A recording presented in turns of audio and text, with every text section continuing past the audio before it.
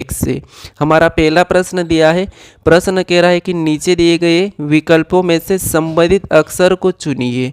यानी यहाँ पर जैसे स्टेप का संबंध एच जी वी के से है, तो हमें यहाँ पर ग्रो का संबंध पूछा है। ठीक है, तो आपको क्या करना है, जब भी इस टाइप का प्रश्न पूछा जाएगा अनुपात वाला, तो सबसे पहले आपको ये पता करना है कि यहाँ पर स्टेप का संबंध एच जी वी के से कैसे लिखा है, सेम तरीके से ग्रो का बताना है। ठीक है, तो चलिए हम पता करते हैं। जैसे यहाँ पर आपको जब भी अक्षर पता करना है तो सबसे पहले आपको एक एक अक्षर देखना है। जैसे यहाँ पर एस के बाद क्या लिखा है, एच लिखा है।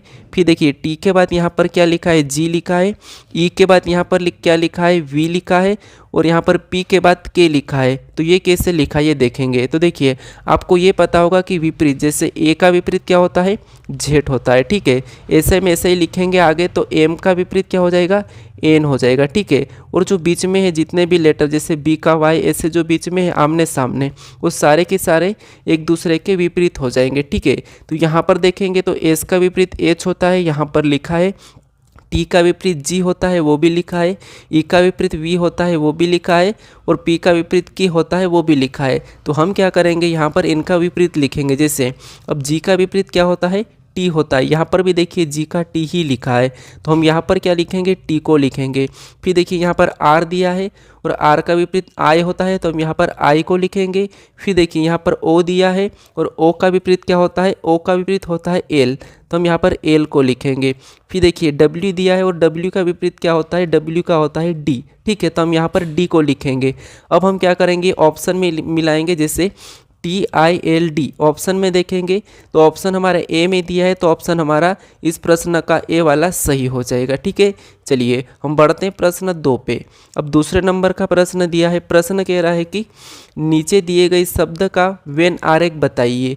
यानी आपको क्या करना है, यहाँ पर हमें दिया है इलेक्ट्रॉनिक, फिर टेबल और कंप्यूटर, तो इनका वेन आरेख कैसा बनेगा ये प्रश्न पूछा है। तो देखिए हमें जब भी वेन डायग्राम के प्रश्नों को सॉल्व करना है तो सबसे पहले आपको ये पता करना है कि इन शब्दों में देखिए, जैसे इलेक्ट्रॉनिक क्या होता है और टेबल क्या होता है और कंप्यूटर क्या होता है, ये तीनों चीज़ों के बारे में हमें इनका ज्ञान होना चाहिए। ठीक है, तो देखिए जैसे आपको यहाँ पर पता होगा कि जैसे इलेक्ट्रॉनिक क्या होता है और टेबल क्या होता है और यहाँ पर कंप्यूटर क्या होता है। तो देखिए जैसे हम अगर टेबल को देखेंगे तो टेबल एक सामान्य रहती है। ठीक है, इसमें कोई इलेक्ट्रॉनिक चीज़ नहीं रहता है, तो हम इसे अलग बनाएंगे। फिर देखिए हमारा जो कंप्यूटर है, ठीक है, ये क्या है, कंप्यूटर है और कंप्यूटर एक इलेक्ट्रॉनिक के अंदर आता है। ठीक है, तो इसीलिए हम इलेक्ट्रॉनिक के इसके अंदर ले लेंगे। तो डायग्राम हमारा कैसा बनेगा, इस टाइप से बनेगा। यानी हमारी टेबल अलग हो जाएगी। फिर देखिए हमारा ये क्या हो जाएगा, इलेक्ट्रॉनिक, और ये हमारा कंप्यूटर इसके अंदर हो जाएगा। तो ये इसी प्रकार का डायग्राम बनेगा। ऑप्शन में देखेंगे तो ऑप्शन हमारे यहाँ पर बी में मैच हुआ है, तो इस प्रश्न का ऑप्शन बी हमारा सही जवाब हो जाएगा। ठीक है, क्या करना है आपको, इन शब्दों को क्या करना है, सभी शब्दों को अच्छे से समझना है। ठीक है, चलिए हम बढ़ते हैं प्रश्न 3 पे। अब तीसरे नंबर का प्रश्न दिया है, प्रश्न कह रहा है कि लुप्त संख्या ज्ञात करो। यानी यहाँ पर आपको क्या करना है, लुप्त संख्या ज्ञात करना है। तो देखिए जैसे यहाँ पर प्रश्नवाचक चिन्ह दिया है, तो यहाँ पर हमें संख्या बताना है कि कौन सी आएगी। तो यहाँ पर संख्या बताने से पहले आपको ये पता करना है कि ये संख्या कैसे लिखी है और ये संख्या कैसे लिखी है। चाहे आप इन्हें भी पता कर सकते हो। ठीक है, लेकिन हमें यहाँ पर बड़ी संख्या दिख रही है, तो हम क्या करेंगे, इन्हीं संख्या को पता करेंगे। अब कैसे पता करना, देखिए जैसे यहाँ पर इन संख्या को हमेशा कुछ भी करें, चाहे प्लस करें या माइनस करें या इसमें भाग दे या इसमें गुणा करें, हमें सिर्फ 33 बनाना है। ठीक है, उसी तरह से इन संख्या में भी हमेशा कुछ भी करें कि हमें यहाँ पर 56 मिलना चाहिए। तो देखिए जैसे क्या कर सकते हैं, हम अपनी ओर से लॉजिक लगाए, सोचिए कि क्या कर सकते हैं। तो देखिए अगर हम 5 का वर्ग करते हैं तो कितना होता है, 5 का वर्ग होता है 25। ठीक है, और इसी 25 में इस 8 को प्लस कर देते हैं, इसी 25 में इस 8 को प्लस करेंगे तो कितने हो जाएंगे, यहाँ पर देखिए 33 यानी कि 33, और 33 यहाँ पर लिखा है। इसी तरीके से यहाँ पर भी देखिए, सबसे पहले तो 7 का वर्ग करेंगे। अब 7 का वर्ग कितना होता है, 49, कितना होता है 49, और 49 में इसी 7 को जोड़ देंगे, तो 49 में 7 को प्लस करेंगे तो कितने हो जाएंगे हमारे, यहाँ पर हो जाएंगे 56। ठीक है, यानी कि 56, और 56 भी यहाँ पर दिया है। तो देखिए जो तरीका यहाँ पर लगा है इसी तरीके से हम यहाँ पर नीचे देखेंगे। देखिए जैसे सबसे पहले तो 6 का वर्ग करेंगे। अब 6 का वर्ग कितना होता है, 36 होता है। फिर इसी 36 में क्या करेंगे, इस 9 को जोड़ देंगे। तो इस 36 में 9 को जोड़ेंगे तो कितने हो जाएंगे, अब देखिए 36 में 9 को जोड़ेंगे तो 45 हो जाएंगे। कितने हो जाएंगे, 45 हो जाएंगे। यानी जो प्रश्नवाचक चिन्ह दिया है यहाँ पर कितना आना चाहिए, यहाँ पर 45 आना चाहिए। ऑप्शन में देखेंगे तो ऑप्शन हमारा यहाँ पर ए में दिया है, तो ऑप्शन हमारा ए वाला सही होगा इस प्रश्न का। ठीक है, तो आपको इस टाइप से इन टाइप के प्रश्न को सोल्व करना है। तो चलिए हम बढ़ते हैं प्रश्न 4 पे। अब 4 नंबर का प्रश्न दिया है। प्रश्न कह रहा है कि यदि 5 + 7 प्लस यहाँ पर 3 बराबर 105 और 3 + 8 + 5 बराबर 120 लिखा है, तो यहाँ पर 9 + 2 + 4 बराबर बताइए। ठीक है, तो आपको क्या करना है, देखिए हमें क्या पूछा है, इन संख्या का पूछा है। तो हमें सबसे पहले ये पता करना है कि यहाँ पर देखिए 5 + 7 + 3 105 कैसे लिखा है। ठीक है, फिर देखिए यहाँ पर 3 + 8 + 5 120 कैसे लिखा है, ये हमें सबसे पहले पता करना है। तो देखिए क्या कर सकते हम यहाँ पर, हमें यहाँ पर इन चिन्हों से कोई मतलब नहीं रखना है। ठीक है, हमको क्या करना है, कैसे भी करके इन संख्या को लाना है। तो देखिए जैसे अगर हम इसका आपस में गुणा करते हैं 5 और 7 का, तो कितने होते हैं, 35 होते हैं। ठीक है, 5 × 7 = 35 और 35 में इसका गुणा कर देंगे 3 के साथ, तो यहाँ पर 35 × 3 कितने होते हैं, 105 होते हैं। और 105 यहाँ पर दिया है। ठीक है, क्या हुआ था, सबसे पहले इन दो संख्या का गुणा किया तो 35, और 35 में वापस इन तीन संख्या का तीसरी संख्या के साथ गुणा किया तो कितना होता है, 35 × 3 105 होता है। और 105 यहाँ पर दिया है। इसी तरीके से हम इसे चेक करेंगे दूसरे वाले को। तो सबसे पहले यहाँ पर इनके आपस में गुणा करेंगे तो 8 × 3 होते हैं 24। ठीक है, और 24 में क्या करेंगे, इसी का गुणा करेंगे पीछे वाली संख्या को, तो 24 × 5 कितने होते हैं, 120। और 120 भी यहाँ पर दिया है। तो इसका मतलब ये है कि आपको पैटर्न पता चला होगा कि जैसे यहाँ पर भी गुणा करना है और गुणा करने के बाद जो संख्या आती है उसको पीछे वाली के साथ गुणा करना है। तो देखिए हम क्या करेंगे, सेम तरीके से इसका तो पहले गुणा करेंगे, तो 9 का 2 में करेंगे तो 9 दूना 18, फिर 18 में इस 4 का गुणा कर देंगे तो इसका गुणा करेंगे तो 18 चौक को कितने होते हैं, 72 होते हैं। ठीक है, यानी जो प्रश्नवाचक चिन्ह दिया है यहाँ पर क्या आना चाहिए, 72 आना चाहिए। ऑप्शन में देखेंगे तो ऑप्शन हमारे यहाँ पर देखिए बी में दिया है, तो इस प्रश्न का ऑप्शन बी वाला सही जवाब हो जाएगा। ठीक है, चलिए हम बढ़ते हैं प्रश्न यहाँ पर 5 पे। अब 5वें नंबर का प्रश्न दिया है। प्रश्न कह रहा है कि नीचे दिए गए विकल्पों में से संबंधित संख्या को चुनिए। यानी आपको यहाँ पर क्या करना है, जैसे 3 का संबंध 36 से, ठीक है, तो आपको यहाँ पर 7 का बताना है। अभी हमने सबसे पहले ही प्रश्नों को सोल्व किया था जो अनुपात का था, तो वहाँ पर मैं बताया था कि आपको सबसे पहले तो ये पता करना है कि जैसे 3 का संबंध 36 से कैसे है, सेम उसी तरीके से यहाँ पर बताना है। ठीक है, तो देखिए जैसे अगर मैं यहाँ पर क्या कर सकता हूँ, मैं 36 बनाने के लिए अगर 3 का 10 गुना करूँ, अगर मैं 3 का 10 गुना करूँ, ठीक है, कितना 10 गुना तो कितना होता है, 30 होता है। और 30 में प्लस 6 करूँ तब जाके यहाँ पर 36 होते हैं। ठीक है, इसी तरीके से 7 का भी क्या करेंगे, 10 गुना करते हैं और 10 में क्या करेंगे, 6 को जोड़ेंगे, तो 6 को जोड़ेंगे यानी 10 गुना करेंगे तो कितने हो जाएंगे, 70 हो जाएंगे। ठीक है, कितने हो जाएंगे, 10 गुना करेंगे तो 70 हो जाएंगे। और 70 में प्लस क्या करेंगे, 6 करेंगे। ठीक है, तो 6 को प्लस करने पर 76 होना चाहिए, लेकिन हमारे पास ऑप्शन में नहीं है। तो अब क्या करेंगे, देखिए जैसे अगर इसका एक बार वर्ग करेंगे तो देखिए इसका वर्ग कितना होता है, तो वर्ग होता है 9, और इसी का घन कितना होता है, तो घन होता है इसका 27। ठीक है, कितना होता है, 27। अगर इनको आपस में जोड़ देते हैं तो यहाँ पर देखिए आपस में जोड़ने पर 27 और 9 को जोड़ेंगे तो कितने होते हैं, 36 होते हैं। और 36 यहाँ पर दिया है, तो इसी तरीके से क्या करेंगे, पहले तो इसका वर्ग करेंगे तो वर्ग होता है 7 का 49, फिर इसका घन करेंगे तो घन होता है 343। ठीक है, अब देखिए ऐसा करने के बाद जैसा हम यहाँ पर जोड़े थे तो यहाँ पर भी जोड़ देंगे। तो देखिए 49 में 343 को जोड़ेंगे तो देखिए 9 और 3 कितने होते हैं, 9 और 3 हमारे 12 होते हैं, और 12 का 2 हासिल का 1, फिर 4 और 4 8 होते हैं, 8 और 1 9 हो जाएंगे और 3 का 3 ही हो जाएगा। यानी इन संख्या को जोड़ने पर कितने हो रहे हैं 352। तो ऑप्शन में देखेंगे 352, तो ऑप्शन हमारे डी में दिया है, तो डी हमारा इस प्रश्न का सही जवाब होगा। ठीक है, तो आपको ये पता करना है कि जैसे यहाँ पर लिखा है संख्या, जिस रिश्ते से यहाँ पर लिखा है तो इसी तरीके से हमें यहाँ पर बताना है। ठीक है, चलिए हम बढ़ते हैं प्रश्न 5 पे।